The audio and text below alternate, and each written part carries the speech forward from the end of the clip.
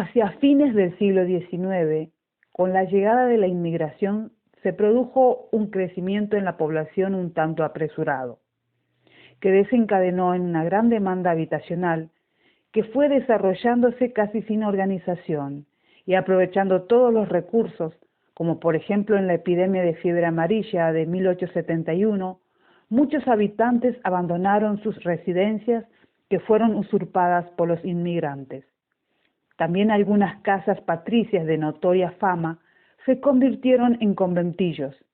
Lo mismo ocurrió con la casa de los López, construida por don Manuel Planes, donde Vicente López y Planes escribiera el himno nacional. Se diseñaron los llamados inquilinatos, que eran casas construidas con abundancia de maderas y chapas pintadas de distintos y alegres colores, producto sobrante del calafateado de los barcos, como todavía es posible ver en el barrio de La Boca. Generalmente los conventillos determinados en las viejas casas coloniales, con habitaciones sumamente estrechas y con un promedio de ocupación de 4 personas por pieza, compartían los baños, el comedor y al fondo las piletas de lavar. Inevitablemente, las piezas daban a los patios que casi siempre tenían pisos de baldosas rojas. Esos patios fueron inspiración para obras de teatros que reflejaron la cultura popular de los españoles, italianos, judíos y árabes que convivían, también de muchas tardes y noches de romances y tangos. Sin duda, los patios de los conventillos fueron uno de los lugares más significativos para el nacimiento y consolidación del tango. Tango que me hiciste mal y que, sin embargo, quiero, porque sos el mensajero del alma, del arrabal. El conventillo luce su traje de etiqueta. Las paicas van llegando, dispuestas a mostrar que hay pilchas domingueras, que hay porte y hay silueta, a los garabos reos deseosos de tanguear. La orquesta mistonguera musita un tango fulo. Los reos se desgranan buscando, entre el montón, la princesita rosa de ensortijado rulo que espera a su Romeo como una bendición. El dueño de la casa atiende a las visitas. Los pibes del convento gritan en derredor, jugando a la rayuela, al salto, a las bolitas, mientras un gringo kurda maldice al Redentor.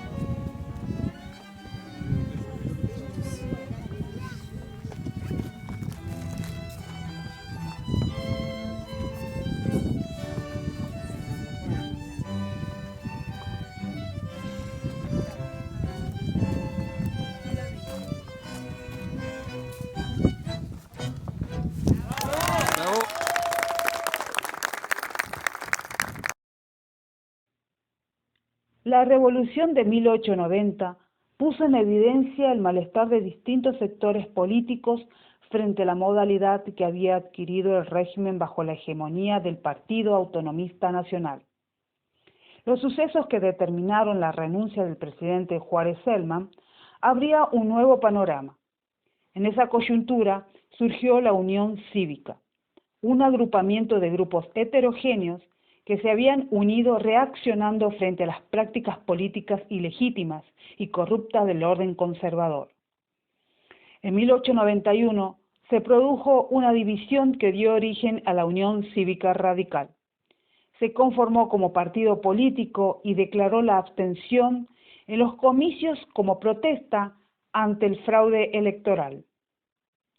Desde su surgimiento hasta el ascenso al poder en 1916, el radicalismo se fue fortaleciendo cada vez más y protagonizó una decidida oposición al régimen. Las transformaciones sociales y económicas habían contribuido a la formación de un movimiento obrero de ideologías diversas. Dentro de este movimiento obrero convivieron orientaciones tales como el anarquismo, el socialismo y el sindicalismo revolucionario. Los trabajadores crearon sus propias organizaciones e hicieron conocer sus reclamos. La conflictividad social se puso de manifiesto y produjo reacciones en los sectores dominantes de la sociedad. Algunos miembros de la clase gobernante advirtieron los cambios que se habían producido y consideraron necesario ampliar el sistema político.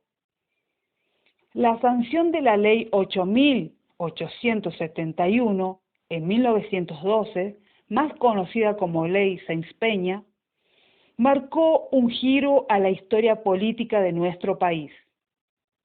El voto de carácter universal, secreto y obligatorio puso fin al orden conservador y permitió en 1916 el ascenso de Irigoyen a la presidencia.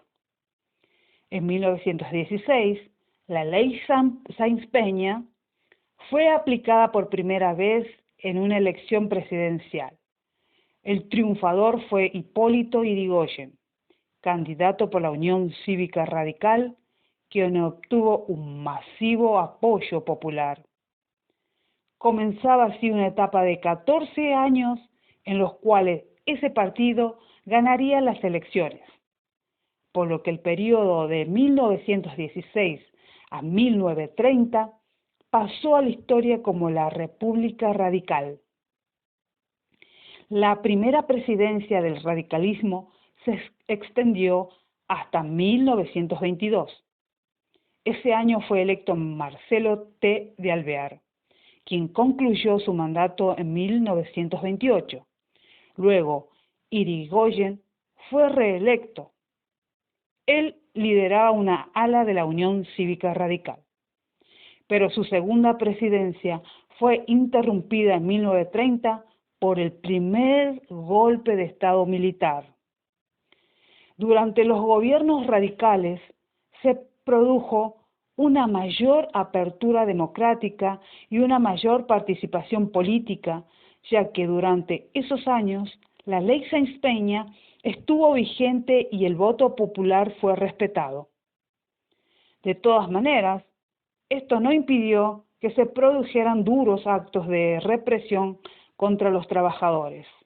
La Semana Trágica de 1919 y los sucesos de la Patagonia rebelde en los primeros años de la década del 20.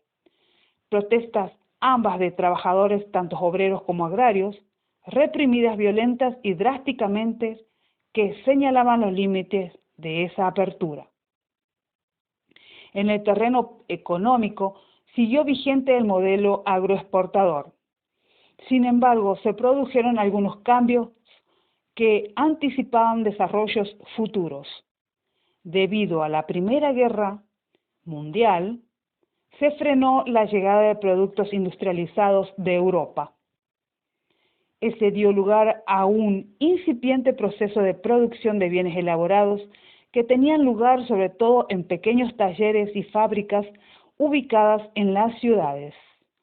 Se descubrieron nuevas riquezas, el carbón en Río Cuarto, el petróleo en Comodoro Rivadavia, que fueron explotadas por el Estado y no por capitales extranjeros. De a poco se conformaba una clase media en el marco de las transformaciones y la modernización que experimentaba el país. La inmigración extranjera seguía llegando y las ciudades del litoral, en especial Buenos Aires, iban tomando un aspecto cada vez más europeo, modelos que los dirigentes políticos y las élites sociales querían imitar. La modernización avanzaba junto con la electrificación y las nuevas formas de transporte, el subterráneo, el tranvía y más tarde el colectivo, y los distintos barrios iban adquiriendo las características propias. La inauguración del Teatro Colón en 1908 abre un nuevo campo de expresión cultural en Buenos Aires. Óperas, ballet, conciertos sinfónicos y recitales de grandes solistas se suceden en ese escenario, al que se suman los de varios teatros de zarzuelas y comedias musicales y de salas destinadas a la música de cámara. Ahora nos vamos a dirigir hacia la literatura para nombrar a Leopoldo Lugones, al que adhiere fervientemente a los principios estéticos del modernismo y lo demuestra con nítidos perfiles en sus libros poéticos publicados entre 1905 y 1912. Los crepúsculos del jardín, Lunario sentimental y el libro fiel, al que pertenece el poema Oda al amor. Implacable ansiedad de querer tanto, fatal delicia de seguir queriendo, amor terrible con tu mismo encanto. Porque es así que sin pavor ni estruendo viene y nos clava el peligroso infante, tras la gota de miel, dardo tremendo. Oh, fiero menester el del amante, ya que solo mordiéndose a sí mismo se desbasta el amor como el diamante. Y luego aquel extraño fatalismo, compuesto al par de duda y esperanza, cual la noche se estrella y es abismo.